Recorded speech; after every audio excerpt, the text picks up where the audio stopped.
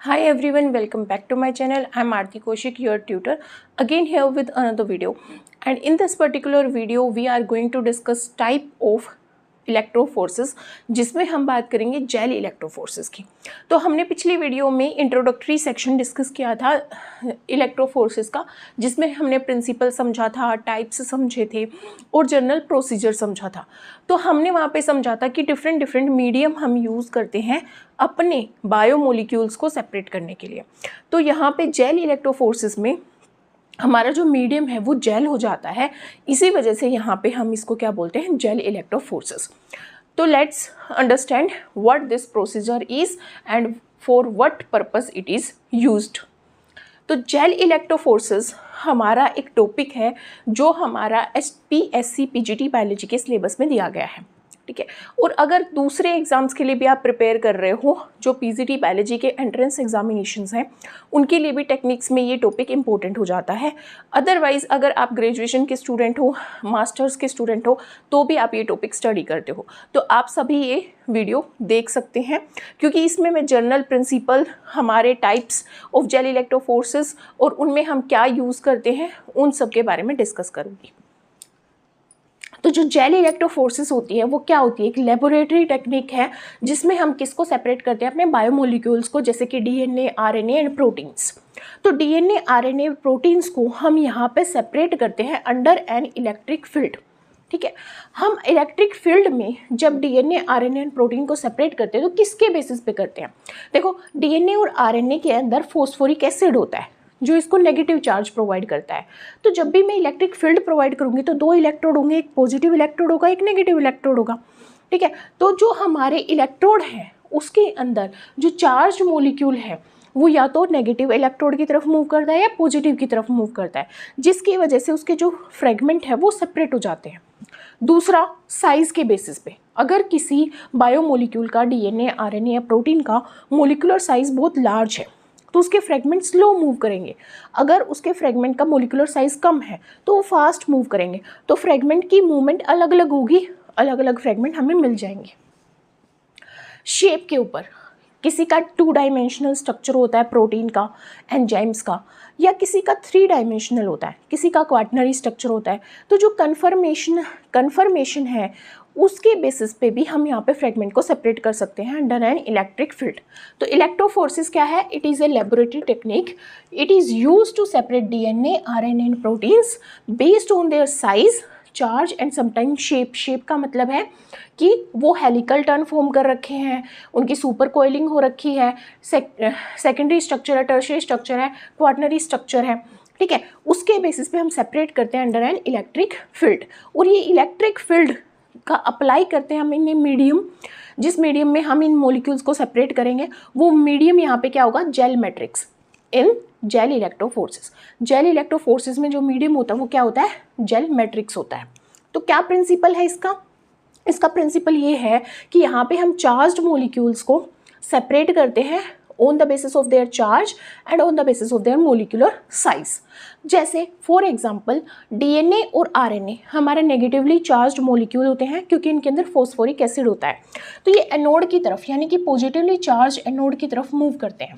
अगर यहाँ पे हमारा कोई पॉजिटिवली चार्ज्ड मॉलिक्यूल हो तो वो हमारा कैथोड की तरफ मूव कर जाएगा, यानी कि हमारा नेगेटिवली चार्ज इलेक्ट्रोड की तरफ मूव कर जाएगा।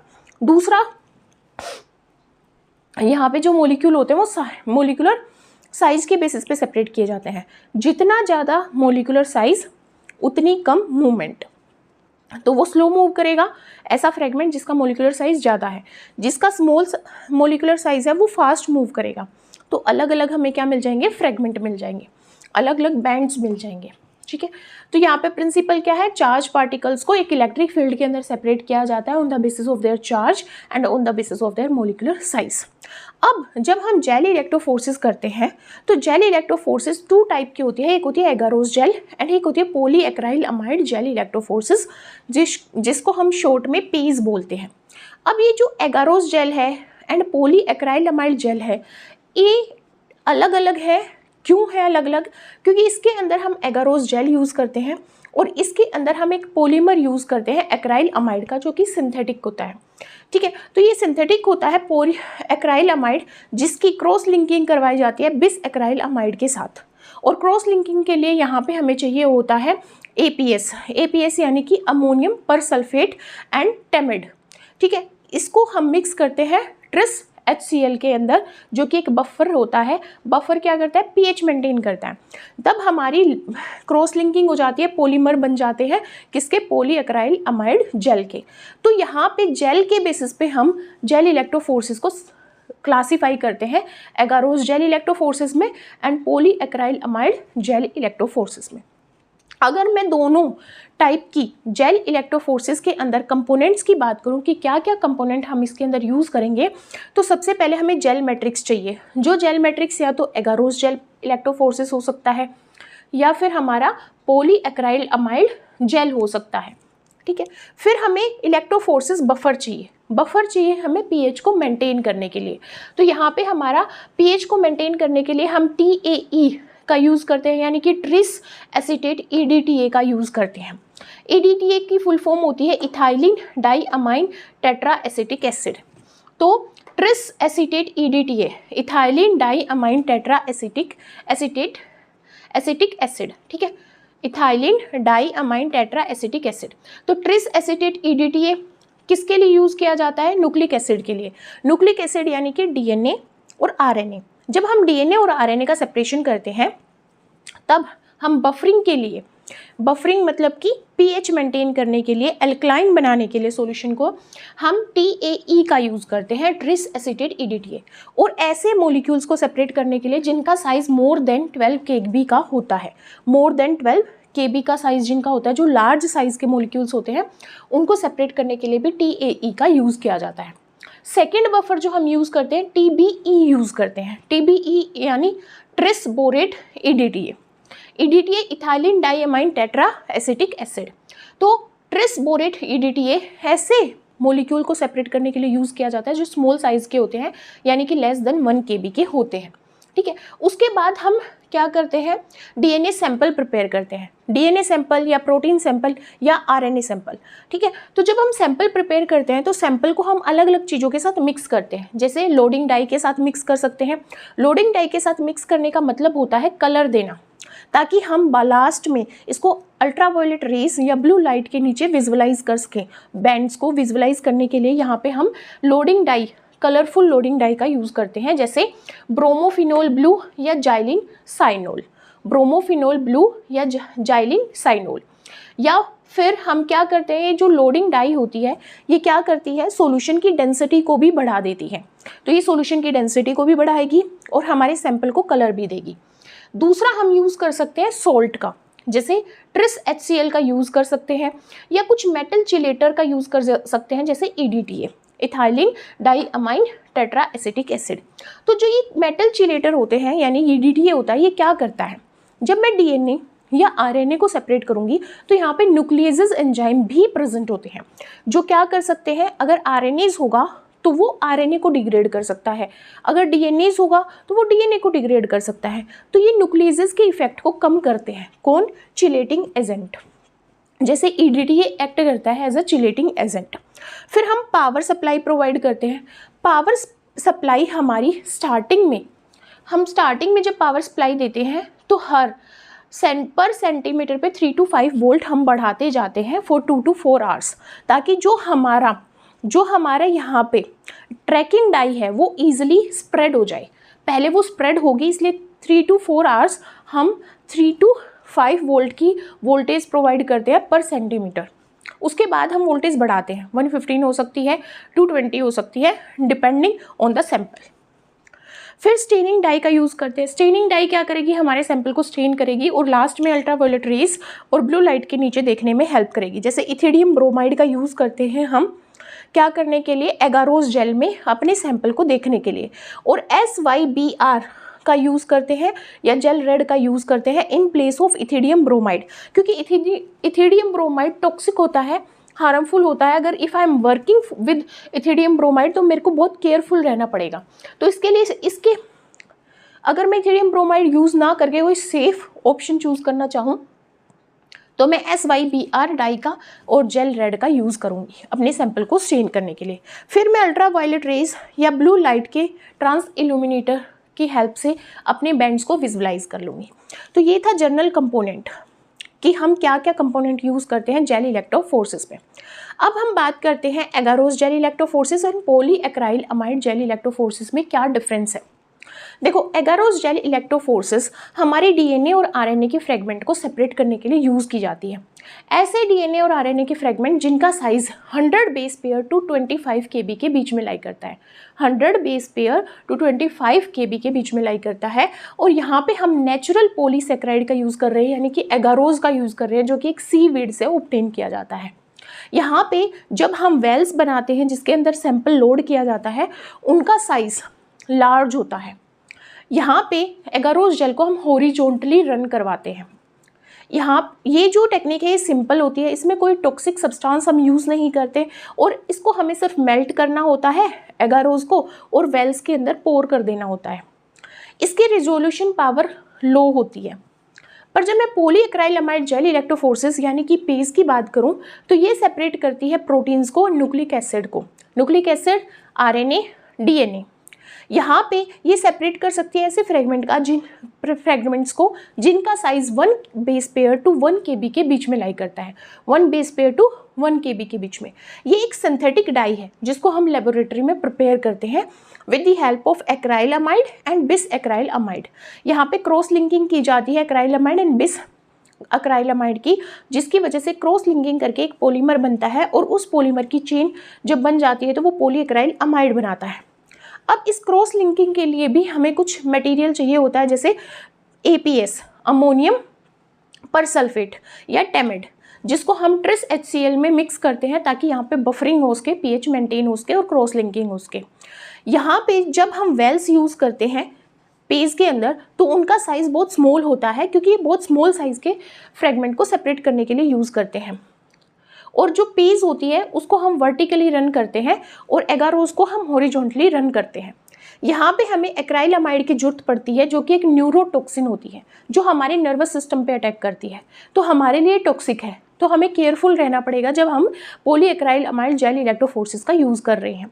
इसकी रेजोल्यूशन पावर बहुत ही हाई होती है, इवन ये single base pair containing molecules को भी सेपरेट करने की कैपेबिलिटी रखती है। ठीक है, अब हम बात करते हैं कि क्या प्रोसीजर हम फॉलो करते हैं जब हम जेल इलेक्ट्रोफोरेसिस कर रहे हैं। तो पहला स्टेप होता है प्रिपरेशन ऑफ एगारोस जेल या फिर पॉलीएक्राइल अमाइड जेल। इनमें से दोनों में से अगर मैं कोई भी टेक्निक यहाँ पे कर रही हूँ यूज़, तो उसके लिए मेरे को या तो एगारोस जेल प्रिपेयर करना पड़ेगा या पॉलीएक्राइल अमाइड जेल प्रिपेयर करना पड़ेगा। तो यहाँ पे मैं जेल की कंसनट्रेशन लेती हूँ 0.1 to 1%, 0.1 to 1% कंसनट्रेशन लेती हूँ, क्योंकि अगर मैं कम कंसनट्रेशन ले रही हूँ तो लार्ज फ्रेगमेंट को मैं सेपरेट कर सकती हूँ। अगर यहाँ पे मैं 2 to 3% कंसनट्रेशन ले रही हूँ जेल की तो मैं स्मॉल फ्रेगमेंट को सेपरेट कर सकती हूँ।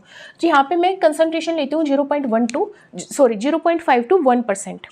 जेल की कंसनट्रेशन लेती हूँ 0.05 to 0.1 मोलर बारबिटोल या TAE बफर में। TAE बफर क्या था? Tris acetate EDTA। ये क्या करता है? बफरिंग का काम करता है, pH मेंटेन करता है अराउंड 8.6, एल्कलाइन pH मेंटेन करता है। फिर ये जो जब जेल प्रिपेयर हो जाती है तो इसको मैं ऐसी ट्रे में क्या करती हूँ, पोर करती हूँ और इसको सोल्डिफाई होने देती हूँ फॉर 20 to 30 मिनट। उसके बाद मैं प्रिपेयर करती हूँ अपना सैंपल। ये मेरा सैंपल है। सैंपल मेरा DNA हो सकता है, प्रोटीन हो सकता है, RNA हो सकता है, जिसको मैं लोडिंग डाई के साथ भी मिक्स कर सकती हूँ कलर देने के लिए, जैसे ब्रोमोफिनोल ब्लू या जाइलिन साइनोल। ये क्या करती हैं? ये एक तो कलर देती हैं सैंपल को, दूसरा उसकी डेंसिटी बढ़ा देती हैं। या मैं सोल्ट के साथ मिक्स कर सकती हूँ, जैसे ट्रिस HCl या मेटल चिलेटर के साथ इसको ऐड कर सकती हूँ अगर मैं DNA RNA यूज़ कर रही हूँ, जैसे EDTA। मेरा सैंपल प्रिपेयर हो गया। अब मैं electrophoresis tank, this is the tank, electrophoresis tank को मैं सेट करती हूँ जिसमें मैं 2 इलेक्ट्रोड्स का यूज़ करूँगी। एक होगा मेरे पास एनोड जो कि पॉजिटिवली चार्ज होगा, एक होगा मेरे पास एनोड जो पॉजिटिवली चार्ज होगा, एक मेरे पास कैथोड होगा जो नेगेटिवली चार्ज होगा। ठीक है, अब मैं करती हूँ अपने सैंपल को लोड। ये मेरे पास वेल्स होते हैं जिसमें मैं माइक्रो पिपेट की हेल्प से क्या करती हूँ, अपने सैंपल को लोड करती हूँ। जब सैंपल लोडिंग कर रही हूँ तो एगारोस जेल के अंदर 1x बफर का यूज़ करती हूँ pH मेंटेन करने के लिए, और पेज के अंदर TAE का यूज़ करती हूँ, ट्रिस एसीटेट EDTA का यूज़ करती हूँ। ठीक है, अब मैं इलेक्ट्रोफोर्सेस को रन करवाती हूँ। रन करवाने का मतलब है कि मैं यहाँ पे वोल्टेज प्रोवाइड करूँगी।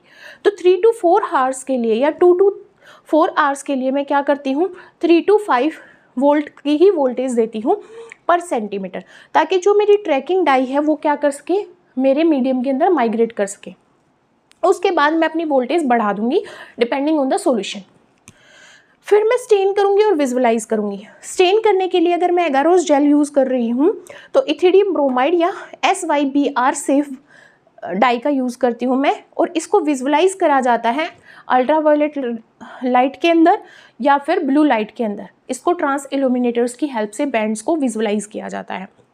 पेज के अंदर मैं LCN ब्लू स्टेन का यूज़ करती हूँ या सिल्वर स्टेन का यूज़ करती हूँ या पास का यूज़ करती हूँ। पास क्या होता है, पीरियोडिक एसिड स्किप। पास क्या होता है, पीरियोडिक एसिड स्किप। और फिर मैं इस सैंपल को डी स्टेन करके अगेन मैं अपने बैंड्स को विजुअलाइज करूँगी अंडर अ ट्रांस इल्यूमिनेटर। ठीक है, अब ये तो क्या था प्रोसीजर।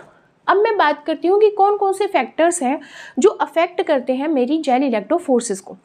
DNA फ्रेगमेंट का साइज़, जितना बड़ा साइज़ होगा उतनी स्लो मूवमेंट होगी, जितना स्मॉल साइज़ होगा उतनी फास्ट मूवमेंट होगी। जेल की कंसंट्रेशन, अगर मैं यहाँ पे एगारोस जेल या पॉलीएक्राइल अमाइल जेल की कंसंट्रेशन लो रख रही हूँ, यानी कि 0.7% रख रही हूँ, तो वो लार्ज फ्रेगमेंट को सेपरेट करने के लिए यूज़ की जाएगी।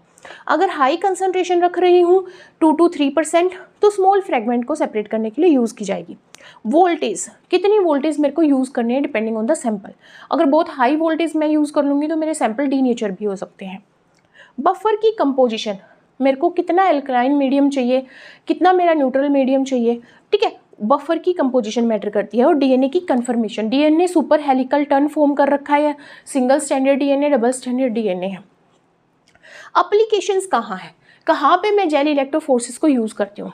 क्लास 12 से हम पढ़ते आते हैं कि जेल इलेक्ट्रोफोर्सेस का यूज़ करते हैं हम DNA फिंगरप्रिंटिंग में, पैटर्निटी टेस्ट करने के लिए, क्रिमिनल्स का पता लगाने के लिए, PCR प्रोडक्ट के एनालिसिस के लिए कि हमारे कितने फ्रेगमेंट बने हैं, कितने साइज़ के बने हैं, रेस्ट्रिक्शन एंजाइम एनालिसिस के लिए। रेस्ट्रिक्शन एंजाइम एंडोन्यूक्लियस एंजाइम होते हैं जो पैलिंड्रोमिक सीक्वेंस को आइडेंटिफाई करके DNA को कट करते हैं, स्पेसिफिक फ्रेगमेंट पे कट करते हैं। तो ये अलग अलग साइज़ के फ्रेगमेंट देते हैं, तो उनको एनालाइज करने के लिए भी हम जेल इलेक्ट्रोफोर्सेस का यूज़ करते हैं। DNA के अंदर जीन म्यूटेशन या जेनेटिक म्यूटेशन को आइडेंटिफाई करने के लिए भी हम जेल इलेक्ट्रोफोर्सेस का यूज़ करते हैं, और प्रोटीन एनालिसिस के लिए भी हम पॉलीएक्राइल अमाइल जेल इलेक्ट्रोफोर्सेस का यूज़ करते हैं। तो आई थिंक आपको ये जेल इलेक्ट्रोफोर्सेस अच्छे से समझ में आ गई होगी। अगर आपको अच्छे से समझ में आ गई है तो please like my video and subscribe to my channel and don't forget to comment. Next video में हम बात करेंगे इससे रिलेटेड कुछ MCQs की। तब तक के लिए stay tuned with me and thank you so much for giving your precious time to me to watch this video, and take care of yourself and your family member, because health is precious more than anything in the world.